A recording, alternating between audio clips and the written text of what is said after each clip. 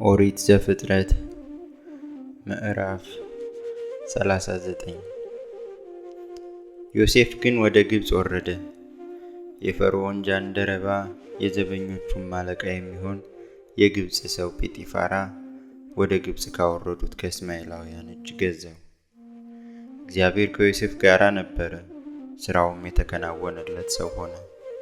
በግብፃዊውም ጌታውም ቤት ነበረ። ጌታውም እግዚአብሔር ከእርሱ ጋር እንዳለ እርሱ የሚሠራውንም ሁሉ እግዚአብሔር በእጁ እንዲያከናውንለት አየ። ዮሴፍም በጌታው ፊት ሞገስን አገኘ፣ እርሱንም ያገለግለው ነበር። በቤቱም ላይ ሾመው፣ ያለውንም ሁሉ በእጁ ሰጠው። እንዲህም ሆነ፣ በቤቱ ባለውም ሁሉ ላይ ከሾመው በኋላ እግዚአብሔር የግብፃዊውን ቤት ስለ ዮሴፍ ባረከው። የእግዚአብሔር በረከት በውጭም በግቢም ባለው ሁሉ ላይ ሆነ። ያለውንም ሁሉ ለዮሴፍ አስረከበ። ከሚበላውም እንጀራ በቀር ምንም የሚያውቀው አልነበረም። የዮሴፍም ፊቱ መልከ መልካምና ውብ ነበረ። ከዚህም በኋላ እንዲህ ሆነ፣ የጌታው ሚስት በዮሴፍ ላይ ዓይኗን ጣለች፣ ከእኔም ጋር ተኛ አለችው። እርሱም እምቢ አለ። ለጌታው ሚስት እንዲህ አላት፣ እነሆ ጌታዬ በቤቱ ያለውን ምን የሚያውቀው የለም፣ ያለውንም ሁሉ ለእኔ አስረክቦኛል። ለዚህ ቤት ከእኔ የሚበልጥ ሰው የለም። ሚስቱ ስለሆንሽ ከአንቺም በቀር ያልሰጠኝ ነገር የለም። እንዴት ይህን ትልቅ ክፉ ነገር አደርጋለሁ? በእግዚአብሔር ፊት እንዴት ኃጢአትን እሰራለሁ?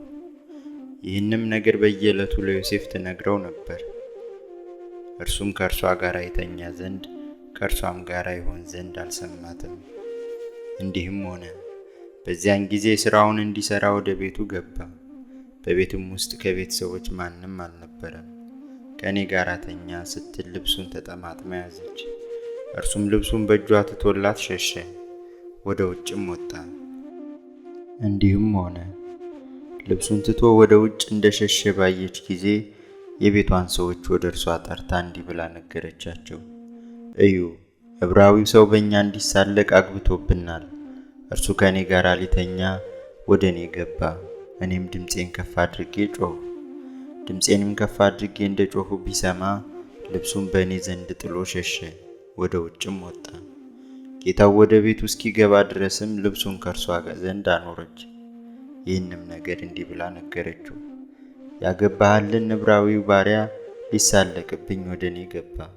እኔም ድምፄን ከፍ አድርጌ ስጮኽ ልብሱን በእጄ ተወና ወደ ውጭ ሸሸ። ጌታውም ባሪያህ እንዲህ አደረገኝ ብላ የነገረችውን የሚስቱን ቃል በሰማ ጊዜ እጅግ ተቆጣ። የዮሴፍም ጌታ ወሰደው፣ የንጉሥ እስረኛዎችም ወደሚታሰሩበት ስፍራ ወደ ግዞት ቤት አገባው። ከዚያም በግዞት ነበረ። እግዚአብሔርም ከዮሴፍ ጋር ነበረ፣ ምሕረትንም አበዛለት። በግዞት ቤቱም አለቃ ፊት ሞገስን ሰጠው። የግዞት ቤቱም አለቃ በግዞት ያሉትን እስረኛዎች ሁሉ በዮሴፍ እጅ አሳልፎ ሰጣቸው። በዚያም የሚደረገው ነገር ሁሉ እርሱ የሚያደርገው ነበረ። የግዞት ቤቱም አለቃ በእጁ ያለውን ነገር ከቶ አላሰበም። እግዚአብሔር ከእርሱ ጋር ነበረና የሚያደርገውንም ሁሉ እግዚአብሔር ያቀናለት ነበር።